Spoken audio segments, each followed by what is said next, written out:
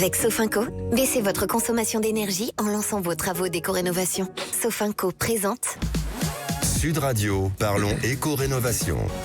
Alors, pour cette chronique, on retrouve chaque samedi matin avec vous, Grégoire Darico, et bien sûr, l'incontournable docteur Laurent Permas, le patron thérapeutique de l'éco-rénovation en France. Comment il va, Laurent, aujourd'hui ? Mais écoutez, ça va bien pour un samedi, voilà, c'est proche des fêtes. Hein. C'est sportif. Allez, on entame notre chronique, Laurent, parce qu'aujourd'hui, on va faire le point sur ce qui change, et ça bouge beaucoup, pour les aides à la rénovation énergétique à partir du 1er janvier 2026. C'est le moment peut-être d'anticiper et d'y voir plus clair. Avec moi, comme toujours, donc Laurent Permas. Merci d'être avec nous.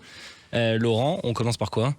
On commence tout simplement par ce qui peut s'annoncer de sympathique en 2026, avec une année charnière. Alors plusieurs aides justement évoluent, certaines disparaissent, d'autres se transforment. Ça va être superbe et donc c'est l'objet un peu de cette chronique. Tout était possible en 2025 et peut-être il nous reste que quelques semaines pour en profiter. On commence par la plus connue, mon cher Laurent, MaPrimeRénov'. Ben oui, MaPrimeRénov'. On commence maintenant, les Français commencent à être habitués à ce sigle. À partir du 1er janvier 2026, en fait, et bien justement, MaPrimeRénov' va favoriser les rénovations globales. C'est celles qui ont le plus d'impact avec au moins 2 étiquettes que vous gagnez. Si vous aviez prévu un seul geste comme isoler un mur ou remplacer une chaudière, attention, ce type de travaux ne sera plus éligible seul.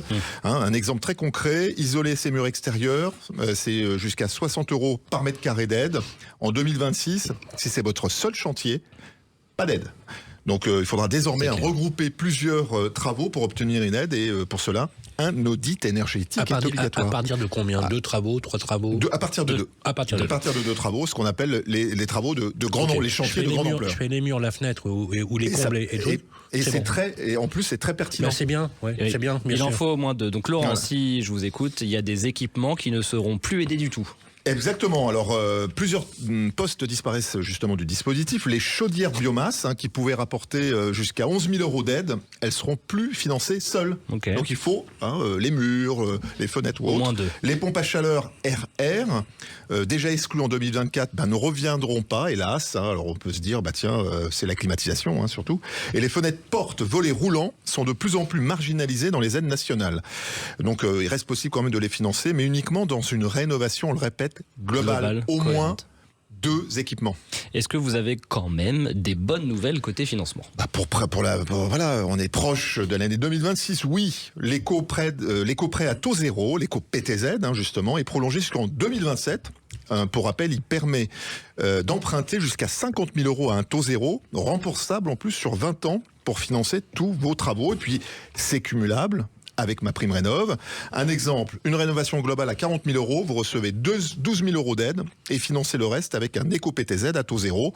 Et en 2026, justement, certaines banques vont même proposer une instruction simplifiée du dossier qui était un petit peu un frein pour les Français, justement pour obtenir ce type de dispositif. Bon, c'est quand même une bonne nouvelle. Côté facture, le chèque énergie, ça continue ? Oui, bonne nouvelle. En 2026, justement, le seuil de revenus pour y avoir droit augmente légèrement parce que les prix ont quand même, c'est très volatile. Concrètement, une personne qui gagne jusqu'à 13 200 € par an pourrait recevoir entre 100 et 200 € pour alléger ses factures, c'est pas neutre. Et puis aussi se servir justement de payer une facture d'entretien chaudière ou même financer une partie de l'audit énergétique. Est-ce qu'il y aura des obligations en plus ? Le gouvernement là-dessus, avec le projet de loi de finances, vise l'obligation d'installer un thermostat dans tous les logements d'ici 2030. On en avait parlé lors de notre précédente rubrique. C'était prévu en 2027, c'est repoussé, mais c'est quand même un bon geste. Et puis dès 2026, certains logements rénovés avec aide devront être équipés, tout simplement parce que un thermostat bien utilisé, c'est jusqu'à 15% d'économie sur la facture de chauffage.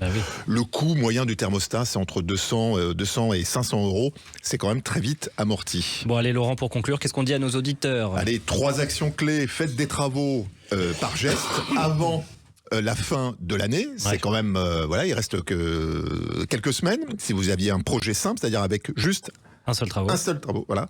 Et puis pensez à la rénovation globale pour 2026. Il y a plus d'aides, mais c'est plus exigeant. Mais vous pouvez l'étaler sur plusieurs années. Et c'est vraiment impactant pour diminuer votre facture justement d'énergie. Et puis anticiper avec un audit énergétique, on le dit à chaque fois, c'est souvent le premier pas pour monter un bon dossier. Ça donne la stratégie, le chiffrage, et vous pouvez définir des priorités. Merci beaucoup, Laurent Permas. Sud Radio, parlons éco-rénovation. Avec Sofinco, lancez vos travaux d'éco-rénovation pour baisser votre consommation d'énergie.